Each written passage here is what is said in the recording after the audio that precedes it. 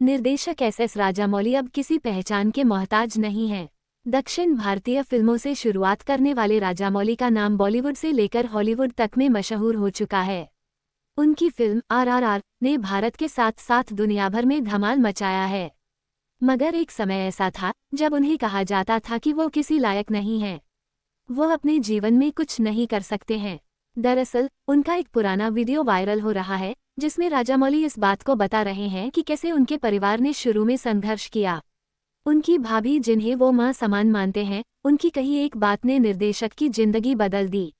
S Rajamouli का एक पुराना वीडियो वायरल हो रहा है। इसमें निर्देशक कह रहे हैं, हमने एक बहुत अमीर परिवार के रूप में शुरुआत की। मेरे पिता के पास कर्नाटक में एक जगह 360 एकड़ जमीन थी। मैं जब 10-11 साल का हुआ तब तक सब कुछ बिक चुका था। उन्होंने सब कुछ खो दिया था। हम चेन्नई गए। परिवार में 13 लोग थे और हम एक बेडरूम वाले अपार्टमेंट में रह रहे थे। उन्होंने कहा, हमें हर दिन यही चिंता रहती थी कि किराया कैसे चुकाएंगे। मेरे बड़े भाई पूरे परिवार में एकमात्र कमाने वाले थे और यही वो समय था जब उनकी शादी हो गई। हम अपनी भाभी को अम्मा कहते हैं, हमने उन्हें कभी भाभी नहीं कहा।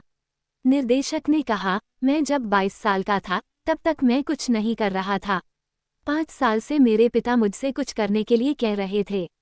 निर्देशक ने कहा, मेरी एक चाची मुझे डांटती थी और कहती थी कि वो कुछ नहीं कर सकते, राजामौली बेकार हैं। तभी मेरी भाभी ने मुझसे कहा कि मैं नहीं चाहती कि मेरे बेटे को कोई बुरे नाम से बुलाए।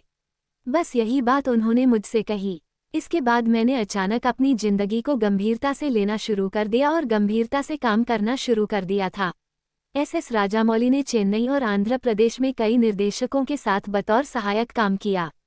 फिल्म स्टूडेंट नंबर 1 में निर्देशक बनने से पहले उन्होंने अपने पिता विजयेंद्र प्रसाद की भी सहायता की, जिसमें जूनियर NTR मुख्य भूमिका में थे। उन्होंने सिम्हाद्री में जूनियर NTR के साथ फिर से काम किया। प्रभास की छत्रपति से उन्हें लोकप्रियता मिली थी।